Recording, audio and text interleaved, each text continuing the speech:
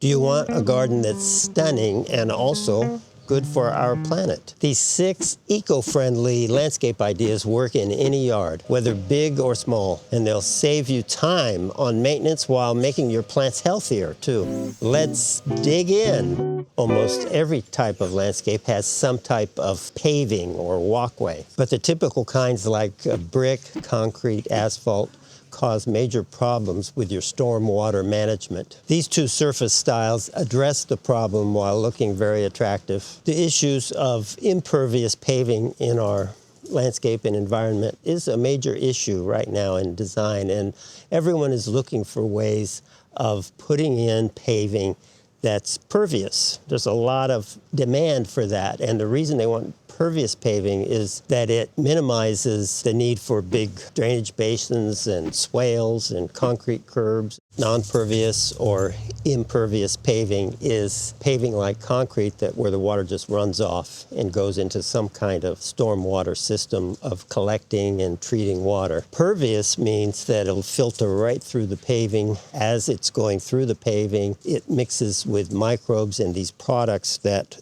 are pervious to actually filter the water, and as it gets into the groundwater, it's clean water. One very common one that we've shown you in other videos is our simple garden paths idea, where we use decomposed granite on top of base rock, and then we cap it with a thin layer of like 3/8 inch rock, use a vibratory compactor to press it into the DG, and the result there is a pervious rock path that's very environmentally friendly.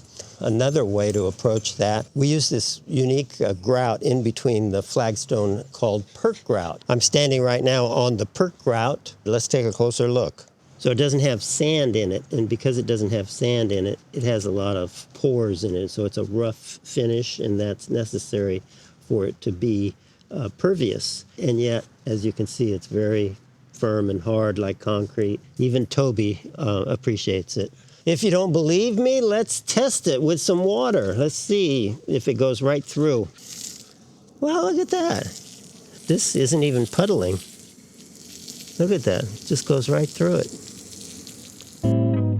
Another surface in landscapes and gardens are wood decks, and they actually are quite ecologically problematic. Here's what we can use instead. 2 brands of products that can be used on decks are Trex and Timberline, probably the 2 most popular. 95% of the product is made from recycled material. Lots of plastic bags go into the manufacture of Trex and Timberline, which is neat because you know how throwing away plastic bags is a problem. There's actually a good use for it. And combined with wood scraps, a product is made that replaces wood. And wood, obviously, is a precious resource, and also wood rots. Trex and Timberline don't rot, and also wood requires refinishing or painting or sealing, which is also with a lot of products that aren't environmentally friendly. So Trex is made from recycled products. It's durable, it's strong, it lasts much longer than wood, and it doesn't require refinishing every couple of years. The next thing is a layer you can add to your garden, which will completely change the way it grows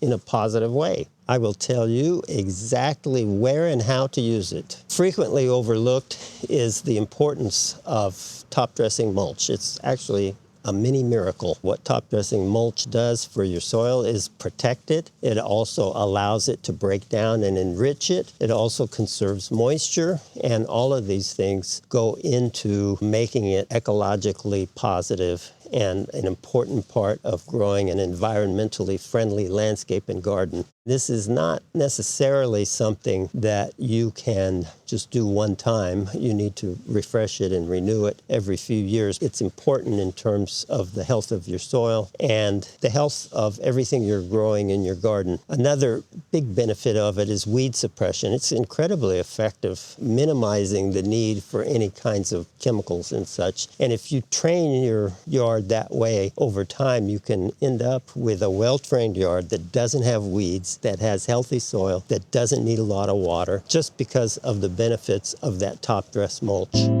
If your plants are struggling and maybe sick, the problem might not be what you can see, but what's happening underneath. Here's what most soil is missing and how to sustainably fix it. Nothing is more important environmentally in a garden or landscape than the health of your soil. Healthy soil is determined by life in the soil, and you need beneficial bacteria, beneficial fungi, good protozoa, good nematodes. All of those are what makes your soil not only properly feed your plants, but also make it so your plants don't get pests and diseases. When they get pests and diseases, you usually respond with something that isn't environmentally friendly, pesticides and such, and those are at the very bottom of the list of what we want to be doing in our garden. From an environmental standpoint, another big advantage is healthy soil is a carbon sink. It doesn't work as a carbon sink if the soil isn't alive with all the beneficial microbes that we need in your landscape in order for your plants to do their best also. The best way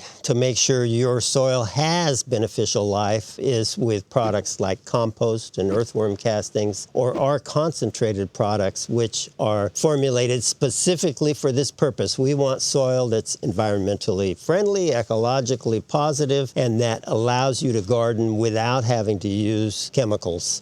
Everyone mows their lawn, but almost nobody does it like this. It's faster, greener, and it gives your soil and your lawn a big boost. And that's mulching mowing. Many mowers have that mechanism that you can do mulching mowing instead of mowing and collecting the grass and throwing it away. This way, if you're using a mulching mower, you're fertilizing your lawn at the same time you're mowing it. You're fertilizing your soil at the same time you're mowing it. It's kind of like buying our products, except you don't have to buy anything. All you have to do is something you were going to do anyway, and that's mow your lawn, but with a mulching mower. If you're unfamiliar with a mulching mower, what it does is it more finely cuts up the lawn so that it's like a mulch. You don't have a bag or anything. There's nothing you collect. It cuts the grass up, and in place as it's mowing it, it drops it right back down onto your lawn. What you're after is never cutting off more than 1/3 of the blade, of the height of the blade. So if you keep your lawn 3 inches, you would never cut off more than 1 inch. And when you're cutting off less than 1/3 of the total length of the blade,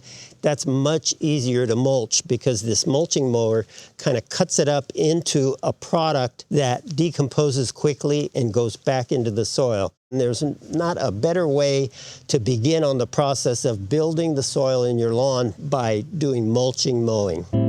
Many people have irrigation systems to water their lawn and plants, but a lot of these systems are outdated, inefficient, and unreliable. Here's how to make sure your system is environmentally and ecologically friendly. So the first thing that's a big part of an eco-friendly irrigation system is to not waste water. And one of the most effective systems at doing that is a drip system that delivers water right to the plant and doesn't throw water everywhere, and delivers it slowly so it can sink in and not evaporate, which is what happens when we apply a lot of water quickly. It makes a puddle and doesn't even ever get into the soil. Secondly, we want that system to be very reliable and not break. When it breaks, it usually wastes water, and there's ways to make sure it does that. We also want it to apply water evenly and be able to control the water so that you don't put more water than you need on the north side, and at the same time you're applying it to the west side of your house. So you need to separate your valves so that you can apply it just what you need. A mechanism to make sure that you apply water as needed. Many have come on the market recently. I like the ones connected to weather data. So it analyzes your local weather, and based on the kind of weather you're having, if it's raining, your system turns off automatically. And if it's 100 degrees, you're watering more. All the major manufacturers make products like that: Hunter, Rainbird, Toro. There's also products made to connect your system to soil sensors. I'm less fond of soil sensors. To me, they're more complicated to install and to use, but it is a way to have a system that's